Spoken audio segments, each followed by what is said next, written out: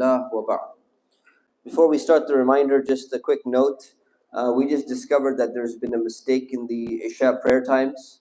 So we're going to discuss and decide what to do, inshallah. So we'll let you know very soon. But we just figured it out. It was just discovered that we're not following the calculation that we had set over 2 years ago. So inshallah, we're going to rectify that very soon, inshallah. Just FYI.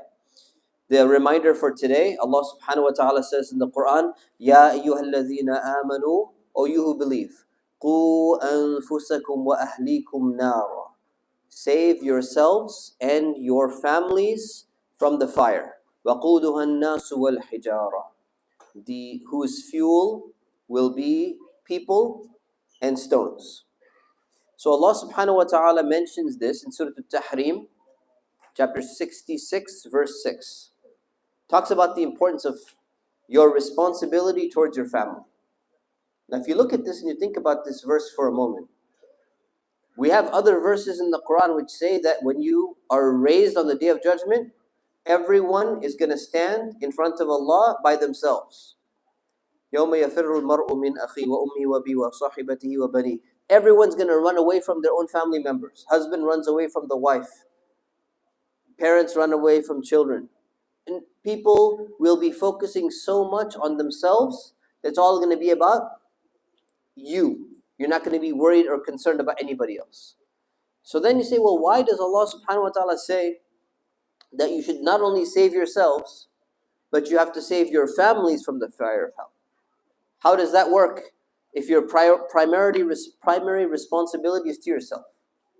Well, the way that it works is that you have a responsibility to fulfill certain rights and obligations towards your family members, and you're going to be questioned about that.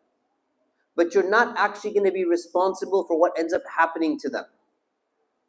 And that's sometimes people cannot make that distinction. I have people come to me and they ask me all the time, they tell me all the time about their family members. They say, you know what? These kids that I have, they've gone completely off on the wrong path. And they're doing this and they're doing that, and it's so horrible and I can't believe it. And one person will say, my wife is like this and my husband is like this and I've done everything I can for them. And what you have to realize is that everyone has a responsibility towards their family members, but they're not responsible for the outcome of what happens. They're responsible for what they have done to their family. Because there are things that we don't have control over anybody in reality. We only have control over our actions and what our actions are going to be towards somebody else. So if you look at these two things, it's very hard for people to reconcile.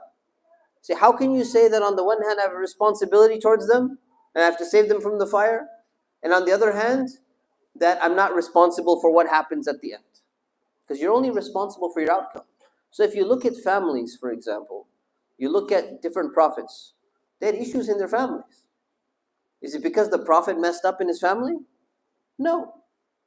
It's because the prophets were chosen by Allah subhanahu wa ta'ala because they did the right thing, but you cannot guarantee the outcome. So basically the summary is that you need to make sure you're doing your part when it comes to your family members. You need to make sure that you're putting in enough effort. And there's two types of people. There's one type of person who praise themselves so much and say, I've been so good to my family and I invested so much time and effort, and they still went off on the wrong path. And then you go and you find out a little bit more about the story, and you ask their family members and their friends and stuff. Say, man, that guy was never home. He yells and screams at his family all the time. He's always in a bad mood, anger problem, everything. The way that they described themselves was completely inaccurate. But then there's the other category of the person who literally sacrificed, or she sacrificed her entire life for her family, her kids, everything. And you know what? Allah subhanahu wa ta'ala decided to test him or test her with that difficulty in family, and things didn't work out. They need to know on the Day of Judgment, if they've really done their part, Allah subhanahu wa ta'ala is not going to hold them accountable.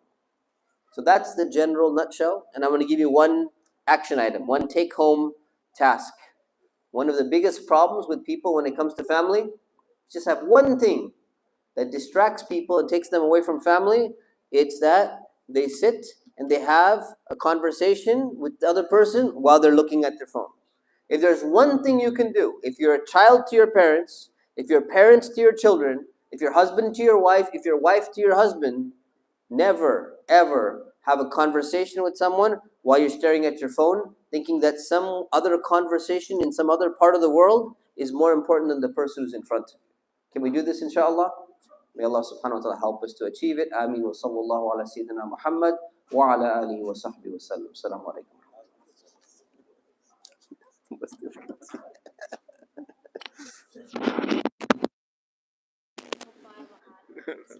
The grandmother put phone at the entrance of the door.